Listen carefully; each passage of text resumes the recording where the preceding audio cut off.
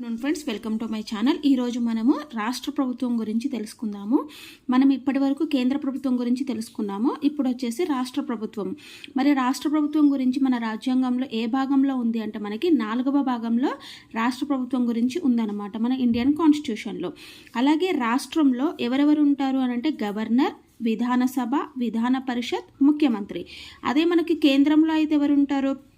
Governor ప్లేస్లో మనకి ఎవరు ఉంటారు? రాష్ట్రపతి ఉంటారనమాట. ఓకేనా? ఓకే, నెక్స్ట్ విధానసభ అంటే లోక్సభ, విధాన పరిషత్ అంటే రాజ్యసభ, అంటే విధాన పరిషత్ ప్లేస్లో రాజ్యసభ, విధానసభ ప్లేస్లో లోక్సభ, గవర్నర్ ప్లేస్లో వచ్చేసి రాష్ట్రపతి, ముఖ్యమంత్రి ప్లేస్లో వచ్చేసి ప్రధానమంత్రి ఉంటారనమాట. సో ఇప్పుడు మీరు గుర్తుపెట్టుకోవాల్సింది ఏంటి అని అంటే రాష్ట్ర ప్రభుత్వానికి సంబంధించినటువంటి భాగం ఏంటి అంటే ఇండియన్ కాన్స్టిట్యూషన్లో 4వ భాగం అనమాట. ఈ రాష్ట్ర ప్రభుత్వంలో 4వ భాగంలో ఎవరెవరి గురించి మనం తెలుసుకుంటామంటే గవర్నర్ గురించి, విధానసభ, విధాన పరిషత్ అండ్ ముఖ్యమంత్రి గురించి. అదే కేంద్రంలో అయితే మనము రాష్ట్రపతి, లోక్సభ, రాజ్యసభ అండ్ ప్రధానమంత్రి గురించి తెలుసుకుంటాం. ఇప్పుడు మన కేంద్ర ప్రభుత్వం అయిపోయింది కాబట్టి రాష్ట్ర ప్రభుత్వంలో ఫస్ట్ వచ్చేసి గవర్నర్ గురించి నేర్చుకుంటాం అనమాట. ఓకేనా? సో ఫస్ట్ వచ్చేసి క్రింది వాణిలో సరి అయిన అంశం ఒక బిట్టు చూద్దాము. గవర్నర్ రాష్ట్రపతి విశ్వాసం ఉన్నంత వరకు మాత్రమే పదవిలో ఉంటాడు. ఇంకొకటి, సాధారణ బిల్లును విధాన పరిషత్ గరిష్టంగా జాప్యం చేసే కాలం 6 నెలలు. అంటే ఏదైనా ఒక సాధారణ బిల్లును విధాన పరిషత్ ఉంటుంది కదా, ఈ విధాన పరిషత్ అనేది ఆలస్యం చేయడానికి ఒక 6 మంత్స్ మాత్రం, అంటే ఏ బిల్లునైనా 6 మంత్స్ వరకు జాప్యం చేసే కాలం అనేది 6 మంత్స్ అని అంటున్నారు. నెక్స్ట్ థర్డ్ ANB అన్నారు. ఫోర్త్ డి ఆప్షన్ వచ్చేసి విధాన పరిషత్ నుండి ముఖ్యమంత్రి అయిన మొదటి తెలుగు వ్యక్తి కాసు బ్రహ్మానందరెడ్డి అంటున్నారు. ఓకేనా? సో ఈ బిట్ మీరు ఆన్సర్ చేయాలి అని అంటే ఫస్ట్ రాష్ట్ర ప్రభుత్వం లెసన్ మొత్తం అయిపోతేనే మీరు ఈ బిట్కి ఆన్సర్ అనేది చేయగలుగుతారనమాట. సో ఫస్ట్ ఏంటి రాష్ట్ర ప్రభుత్వంలో ఉన్న first question governor. So governor గురించి చూద్దాం. ఫస్ట్ గవర్నర్ గురించి మనకి తెలిపే ఆర్టికల్స్ ఏంటి అంటే 153 నుంచి 167 వరకు. గవర్నర్ గురించి తెలిపే ఆర్టికల్ నెంబర్స్ 153 నుంచి 167 వరకు. 153 ఏం చెప్తుంది అంటే ప్రతి రాష్ట్రానికి ఒక గవర్నర్ ఉంటారు, ఏకకాలంలో 2 రాష్ట్రాలకు ఒక వ్యక్తి గవర్నర్గా పనిచేయవచ్చు అని మనకి 7వ రాజ్యాంగ సవరణ ద్వారా 1956లో నిర్ణయించారనమాట. అంటే మనకి ఆర్టికల్ 153 ఏం చెప్తుంది అంటే ప్రతి ఒక్క రాష్ట్రానికి కూడా ఒక గవర్నర్ ఉంటారనమాట. అంటే ప్రతి ఒక్క రాష్ట్రానికి ఒక గవర్నర్ అయినా ఉండవచ్చు, లేదంటే 2 రాష్ట్రాలకు కలిపి కూడా ఒక గవర్నర్ని పనిచేయవచ్చు అనే ఈ అంశాన్ని మాత్రం ఎప్పుడు చేర్చారు అంటే 7వ రాజ్యాంగ సవరణ ద్వారా 1956లో నిర్ణయించారనమాట. ఈ 7వ రాజ్యాంగ సవరణ 1956 ఇయర్ అనేది మీరు గుర్తుపెట్టుకోవాలి. ఎందుకంటే 2 రాష్ట్రాలకు ఒకటే వ్యక్తి గవర్నర్గా పనిచేయవచ్చు అనేది ఎప్పుడు చేర్చారని మనకి ఎగ్జామ్లో అడిగే అవకాశం అనేది ఉంటుంది. సో నెక్స్ట్ 153 అయిపోయింది కదా. 154 ఏంటంటే రాష్ట్ర ప్రభుత్వ కార్యనిర్వాహక అధిపతి ఎవరు అని అంటే మనకి గవర్నర్ అనమాట. సో గవర్నర్ని మనం ఎలా చెప్తాము అని అంటే రాష్ట్ర ప్రభుత్వం యొక్క కార్యనిర్వాహక అధిపతిగా చెప్తాం. 155 ఏం చెప్తుంది అంటే గవర్నర్ను నియమించేది రాష్ట్రపతి అని చెప్తుంది అనమాట. ఆర్టికల్ 155 ఏంటంటే ప్రతి రాష్ట్రానికి ఒక గవర్నర్, లేదంటే 2 రాష్ట్రాలకు కలిపి ఒక గవర్నర్ అన్నాం కదా, ఆ గవర్నర్ని ఎవరు నియమిస్తారు అంటే రాష్ట్రపతి నిర్ణయిస్తారు. అది ఆర్టికల్ 155. సో ఇప్పుడు 156 అనేది వెరీ వెరీ ఇంపార్టెంట్ ఆర్టికల్ అనమాట. 156 ఏం చెప్తుంది అంటే గవర్నర్ పదవీ కాలం 5 సంవత్సరాలు, కానీ రాష్ట్రపతి విశ్వాసం లేకపోతే మధ్యలోనే తొలగించవచ్చు.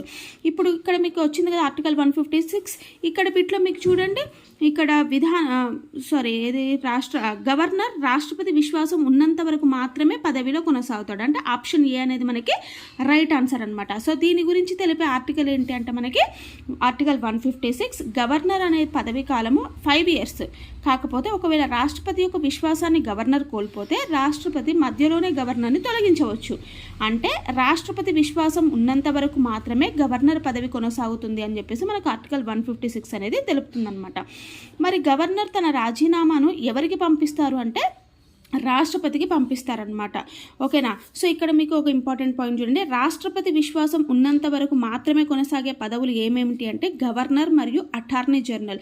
ఈ గవర్నర్, అటార్నీ జనరల్ అనే పదవులు రాష్ట్రపతి విశ్వాసం ఉన్నంత వరకు మాత్రమే కొనసాగుతాయి. రాష్ట్రపతి విశ్వాసాన్ని కోల్పోతే ఈ పదవులు కోల్పోతారనమాట. సో ఆర్టికల్ 157 ఏం చెప్తుంది అంటే గవర్నర్ పదవి చేపట్టాలంటే 35 years వయసు కలిగి భారతీయుడే ఉండాలి. ఇది కూడా వెరీ వెరీ ఇంపార్టెంట్. మనకి లాస్ట్ టైం జరిగినటువంటి గ్రూప్ 2 గ్రూప్ 1 ఎగ్జామ్స్ ఉన్నాయి కదా, ఆ ఎగ్జామ్స్లో వచ్చిందనమాట. ఇది గవర్నర్ యొక్క అధికారాలు అనేసి ఇచ్చాడనమాట 4 ఆప్షన్స్. అందులో ఒక ఆప్షన్ అది ఇది. సో గవర్నర్ పదవి చేపట్టాలి అంటే 35 ఇయర్స్ కలిగి ఉండాలి మరియు భారతీయుడై ఉండాలి అని చెప్పే ఆర్టికల్ 157. అలాగే ఆర్టికల్ 158 ఏం చెప్తుంది అంటే గవర్నర్ పదవి చేపట్టే నాటికి కేంద్ర రాష్ట్ర శాసనసభ్యుడై సభ్యత్వం ఉండరాదు. ఓకేనా. ఎవరైనా ఒక వ్యక్తి గవర్నర్ పదవిని చేపట్టాలి అంటే అతను ఒకవేళ సపోజ్గా కేంద్రంలో కానీ రాష్ట్రంలో కానీ శాసనసభ్యుడై ఉంటే ఆ పదవికి అర్హుడు కాదనమాట. ఓకేనా. కాబట్టి ఆ పదవి చేపట్టడానికి అంటే గవర్నర్ పదవి చేపట్టే నాటికి కేంద్ర రాష్ట్ర శాసనసభ్యుడై సభ్యత్వానికి ఉండరాదు. అది ఒక రూల్ అనమాట గవర్నర్ పదవి అవలంబించాలంటే. ఒకవేళ సభ్యత్వం ఉంటే ప్రమాణ స్వీకారం చేయగానే సభ్యత్వం అనేది రద్దవుతుంది. ఓకేనా. అప్పటికే ఒకవేళ కేంద్రంలో రాష్ట్రంలో కానీ శాసనసభ్యుడు అతనికి సభ్యత్వం ఉంటే గవర్నర్గా ప్రమాణ స్వీకారం చేసిన వెంటనే ఆ కేంద్ర రాష్ట్ర శాసన సభ్యత్వం అనేది రద్దవుతుందన్నమాట. 2 రాష్ట్రాలకు ఏకకాలంగా గవర్నర్గా బాధ్యతలు నిర్వహిస్తున్నప్పుడు గవర్నర్ జీతభత్యం విలువ అనేది రాష్ట్రపతి నిర్ణయం ప్రకారం జరుగుతుంది. అంటే ఒక రాష్ట్రానికి అయితే పర్లేదు, 2 రాష్ట్రాలకి కూడా గవర్నర్గా ఒకవేళ ఒకటే వ్యక్తి బాధ్యతలు నిర్వహిస్తున్నప్పుడు మరి అతని శాలరీస్ ఎవరు డిసైడ్ చేస్తారు అని అంటే రాష్ట్రపతి యొక్క డెసిషన్ ప్రకారమే ఉంటుందన్నమాట. సో ప్రస్తుత రాష్ట్రపతి యొక్క వేతనం ఏంటి అంటే ఇది 2016 అప్పుడు 1,10,000 తర్వాత 3,50,000కి పెరిగిందనమాట. మరి రాష్ట్రపతి యొక్క రాష్ట్ర గవర్నర్ యొక్క ప్రస్తుత వేతనం 3,50,000 అంటున్నాం కదా. మరి ఈ వేతనాన్ని ఎక్కడి నుంచి ఇస్తారు అని అంటే రాష్ట్ర సంఘటిత నిధి నుండి చెల్లిస్తారనమాట.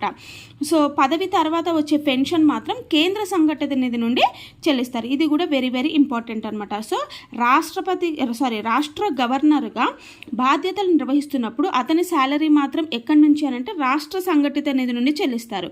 ఒకవేళ గవర్నర్గా పదవి విరమణ చేసిన తర్వాత పెన్షన్ వస్తుంది కదా, ఆ పెన్షన్ మాత్రం కేంద్ర సంఘటిత నిధి నుండి చెల్లిస్తారనమాట.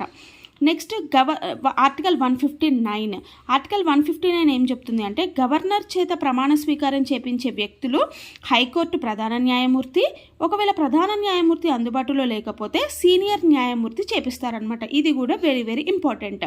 సో అంటే ప్రమాణ స్వీకారం గవర్నర్ చేత ఎవరు ప్రమాణ స్వీకారం చేపిస్తారు అని అంటే ఆర్టికల్ 159 ప్రకారము హైకోర్టు యొక్క ప్రధాన న్యాయమూర్తి చేపిస్తారనమాట. అదే ఇక్కడ మన గవర్నర్ ప్లేస్లో మనము కేంద్రంలో అయితే ఎవరని చెప్పాము, రాష్ట్రపతి అన్నాం కదా. సో రాష్ట్రపతి చేత ప్రమాణ స్వీకారం చేపించే వ్యక్తి ఎవరు అంటే సుప్రీంకోర్టు ప్రధాన న్యాయమూర్తి అనమాట. సో ఇది రాష్ట్రంలో కాబట్టి గవర్నర్ చేత ప్రమాణ స్వీకారం చేపించే వ్యక్తులు హైకోర్టు ప్రధాన న్యాయమూర్తి, ఒకవేళ హైకోర్టు ప్రధాన న్యాయమూర్తి అందుబాటులో లేకపోతే ఎవరైతే సీనియర్ న్యాయమూర్తి ఉంటారో వాళ్ళు చేపిస్తారనమాట. ఇది గవర్నర్ గురించి రిలేటెడ్ ఆర్టికల్స్. మనం నెక్స్ట్ క్లాస్లో వచ్చేసి గవర్నర్ యొక్క అధికారాల గురించి చూద్దాము. సో ఇక్కడ వరకు క్లాస్ ఎలా అనిపించింది అనేది మీరు ఒక లైక్ కామెంట్ ద్వారా నాకు తెలియజేయండి. ఇంకా ఎవరైనా మన ఛానల్ని సబ్స్క్రైబ్ చేసుకోకపోతే ప్లీజ్ మన ఛానల్ లైక్ చేయండి, షేర్ చేయండి, సబ్స్క్రైబ్ చేయండి. ఓకేనా. Thank you very much.